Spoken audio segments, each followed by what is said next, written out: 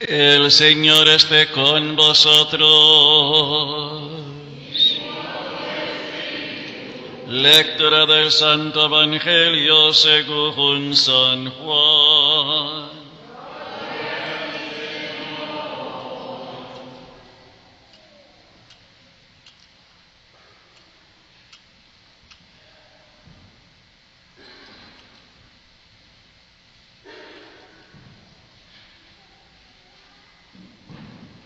En aquel tiempo llegó Jesús a un pueblo de Samaria llamado Sícar, cerca del campo que dio Jacob a su hijo José.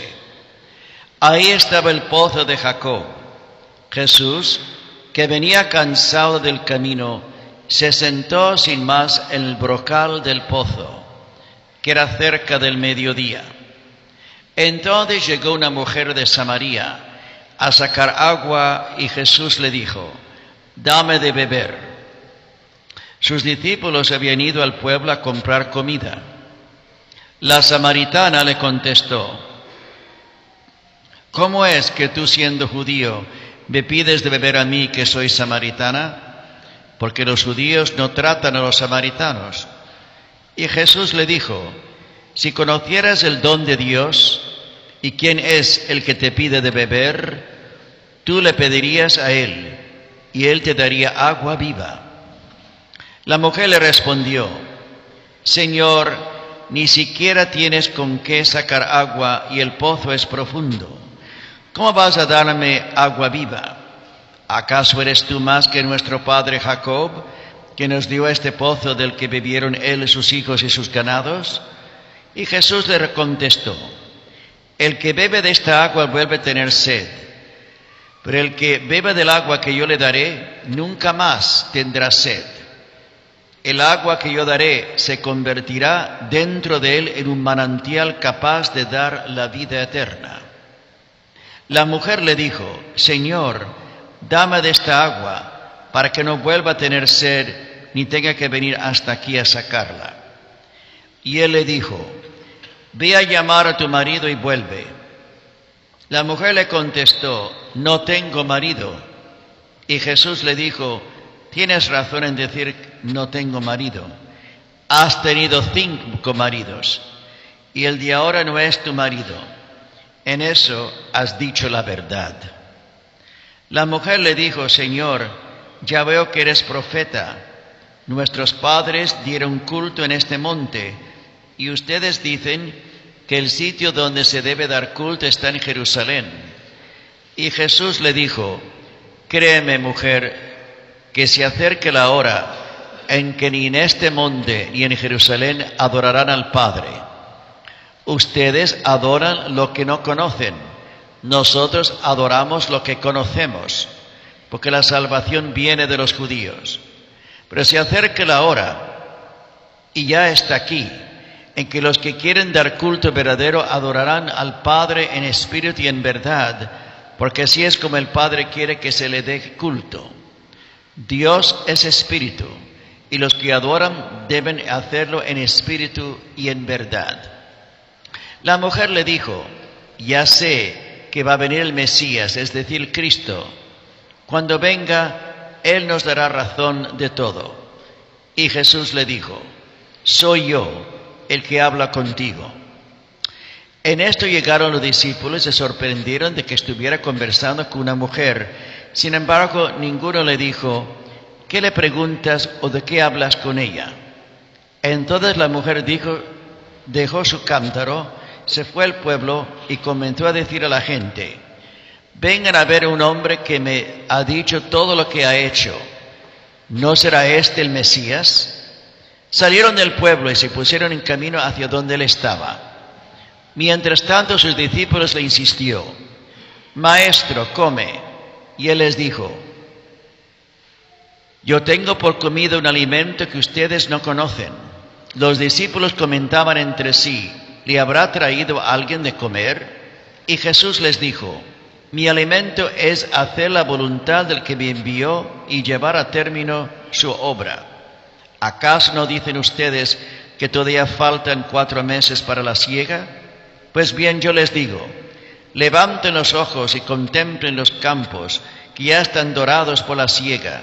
Ya el segador recibe su jornal y almacena frutos para la vida eterna. De este modo se alegran por igual el sembrador y el segador. Así se cumple el dicho: uno es el que siembra y otro el que cosecha. Yo los envío a cosechar lo que no habían trabajado. Otros trabajaron y ustedes recogieron su fruto. Muchos samaritanos de aquel poblado creyeron en Jesús por el testimonio de la mujer. Me dijo todo lo que he hecho. Cuando los samaritanos llegaron a donde él estaba, le rogaban que se quedara con ellos, y se quedó ahí 2 días. Muchos más creyeron en él al oír su palabra, y decían a la mujer: ya no creemos por lo que tú nos has contado, pues nosotros mismos lo hemos oído, y sabemos que Él es de veras el Salvador del mundo. Palabra del Señor. Siéntense, por favor.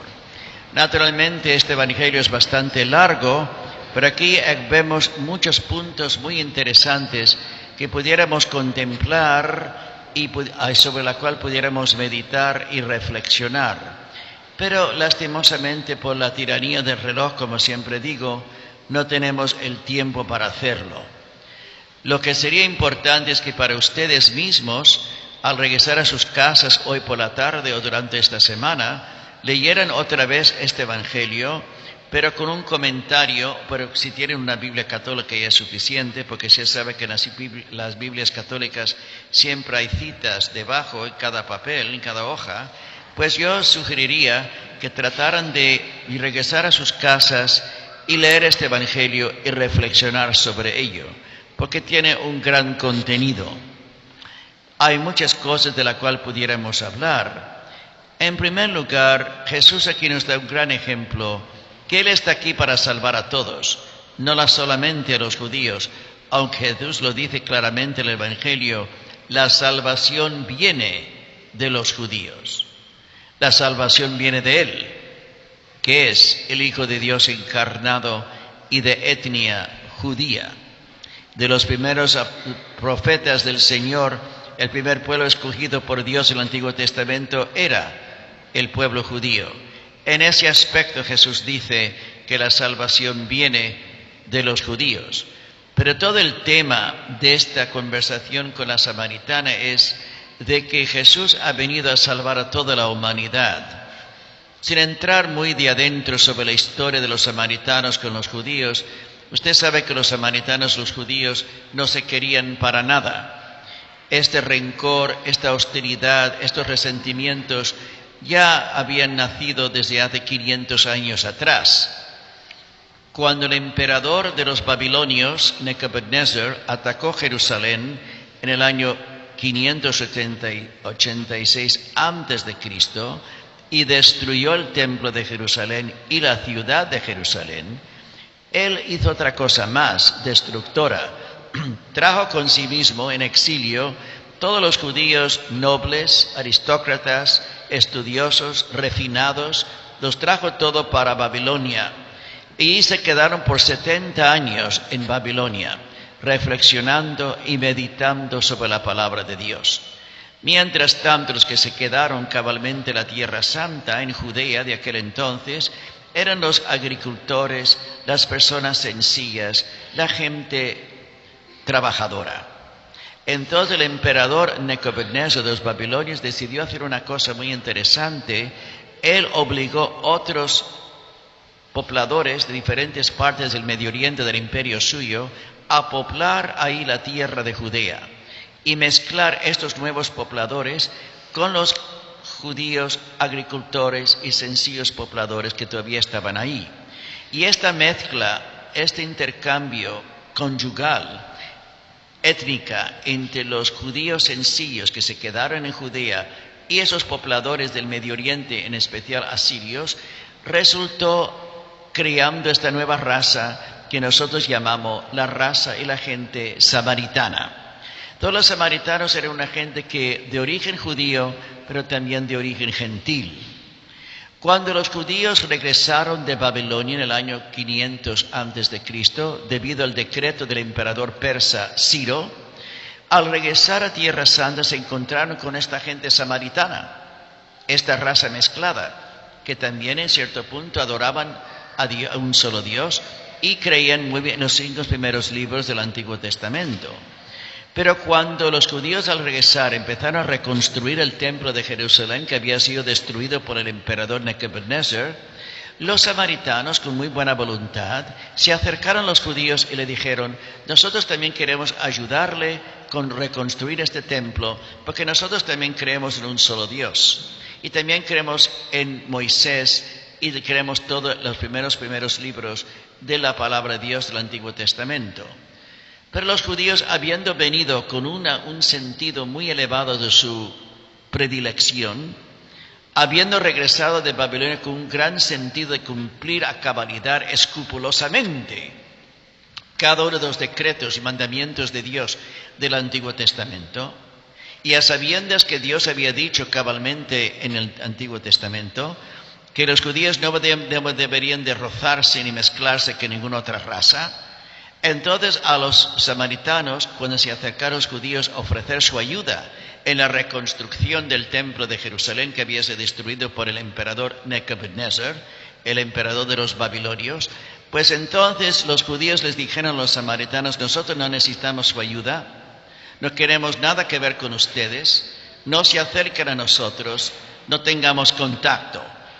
Naturalmente, para nosotros escuchar esas palabras es un poco fuerte, para que comprender la mentalidad de los judíos como habían regresado del exilio en Babilonia. Querían cumplir a cabalidad lo que Dios había dicho, y Dios había dicho entre los muchos mandamientos que le había dado que no tenían que rozarse con ninguna otra raza. Pero los samaritanos, siendo mitad judíos, se sintieron profundamente ofendidos.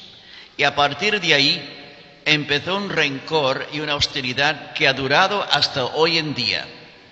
Después de 2500 años, todavía hay resentimientos de parte de los samaritanos contra los judíos. Y aunque judíos tal vez hoy en vez en cuando tratan de acercarse a los samaritanos, son ahora los samaritanos que no quieren nada que ver con los judíos.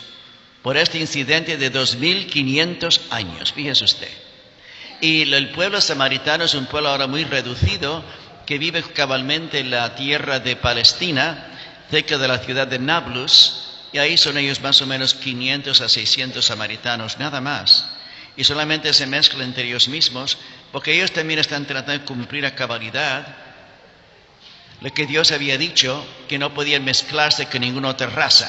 Entonces solamente se casan primos entre ellos mismos, y desafortunadamente por esto se están acabando como una gente, como un pueblo. Así es que con esta mentalidad, sabiendo todo esto, hay que comprender esta conversación entre Jesús y la samaritana, porque la samaritana era de un pueblo que los judíos no habían aceptado. Pero Jesús tiene una actitud totalmente diferente.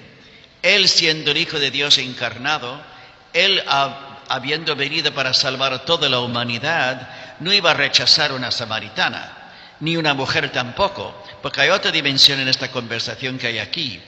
Esta mujer a solas está hablando con Jesús. Usted sabe que en las sociedades tradicionales del Medio Oriente, hasta hoy en día, en las sociedades islámicas, una mujer a solas no puede hablar con ningún hombre. Eso está muy mal visto.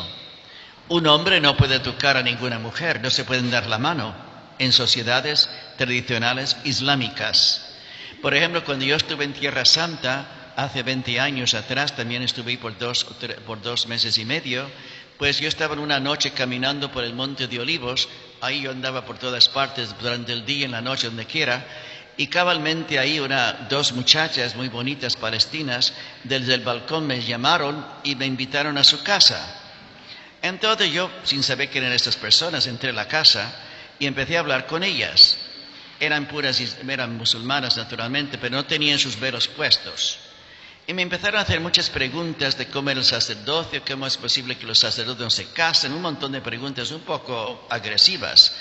Pero era una conversación muy interesante con esas palestinas, las dos de ellas, Y al final de la conversación nos hicimos algo amigos con ellos y me dijeron una cosa muy interesante que va acorde a esta realidad que estamos escuchando en el Evangelio de hoy. Me dijeron lo siguiente: Padre, no se enoje con nosotros, no se ofende con nosotros. Si usted nos ve a nosotros en la calle, en la ciudad, en Jerusalén, nosotros no podemos saludarle a usted y usted tampoco no puede saludarnos a nosotros.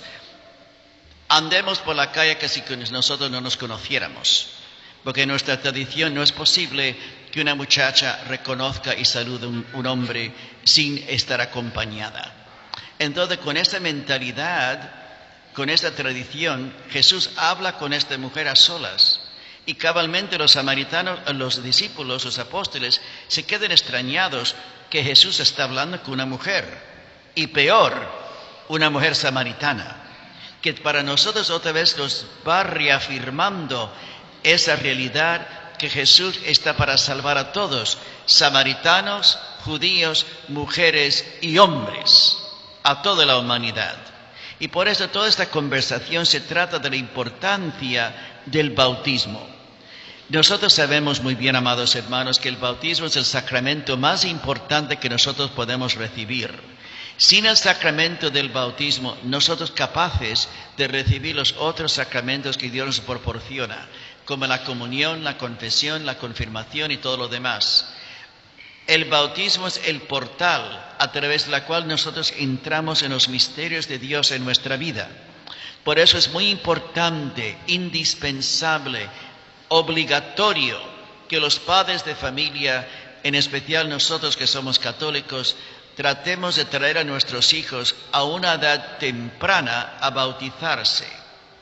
Una de las tragedias muy grandes que estoy observando aquí entre la gente nuestra hispana es de que muchas veces los padres de familia esperan demasiado tiempo para bautizar a sus criaturas. Muchas veces hasta 3, 4, 7, 8, 9, 10, 12 años de edad. Ayer cabalmente tuvimos un acontecimiento muy alegre, muy feliz, y estar aquí con nosotros cabalmente esos dos muchachos, con su padre, y con su tío, y con su abuela, y con su tía, de que estos dos jovencitos, de padre puertorriqueño y madre hondureña, pues ellos de su propia voluntad, de su propia iniciativa, teniendo 12 años de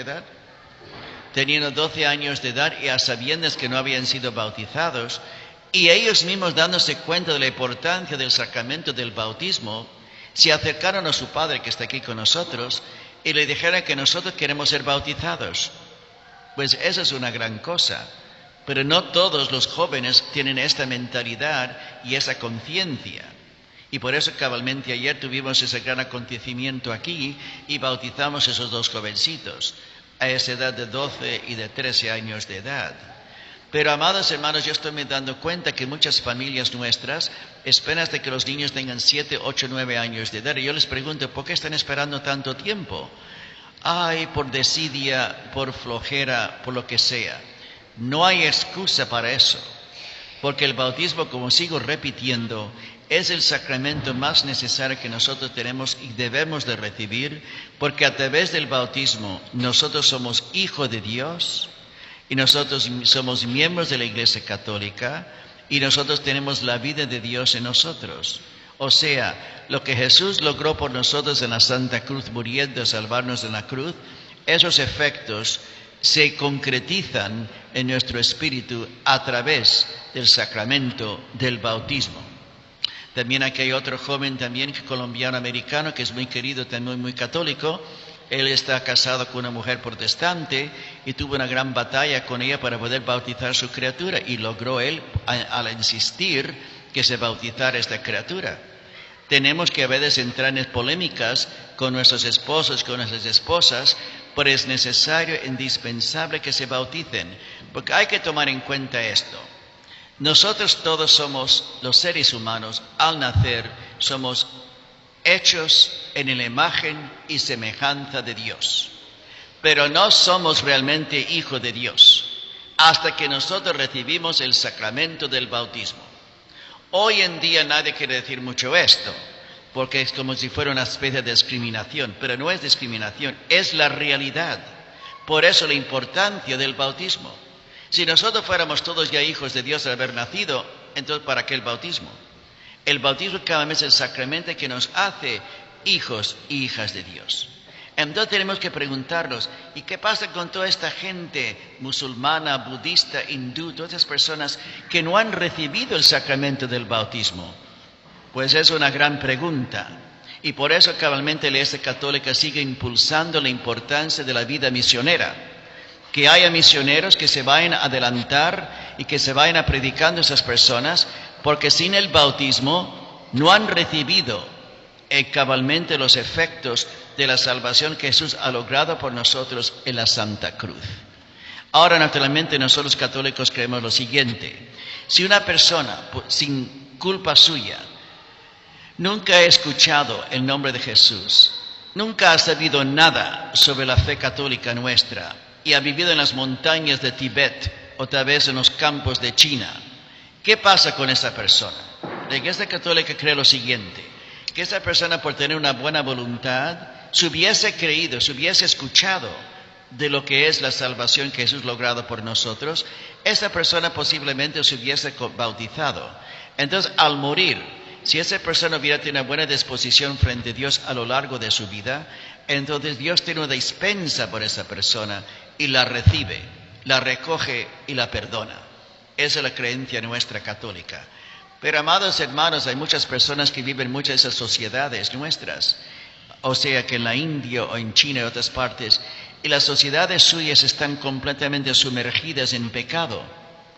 Cabalmente en la India hay mucha gente cristiana, bendito sea Dios, debido a la predicación del apóstol Santo Tomás en el primer siglo de nuestra cristiandad, y también colega a los misioneros portugueses en el siglo XVI. Pero hay mucha gente en la India que no son católicos. Y si uno mira y va adentrándose profundamente en las tradiciones de la India, hay muchas cosas positivas, no cabe duda, pero hay muchas cosas profundamente negativas y paganas, porque no ha habido una cristiandad para purificar y limpiar esto.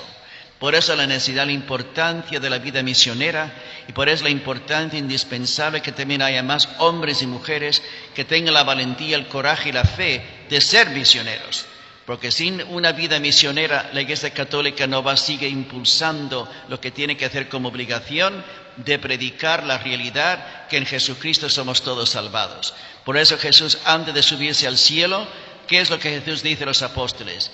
Id por el mundo entero, predicar el Evangelio y bautizar a todos en el nombre del Padre y del Hijo y del Espíritu Santo. Por eso, amados hermanos, tenemos que conocer más a nuestra fe católica, vivirla más intensamente y predicarla con nuestro ejemplo, para que todos sepamos que así en Jesús, a través de Jesús y por Jesús, somos salvados de verdad. En el nombre del Padre y del Hijo y del Espíritu Santo.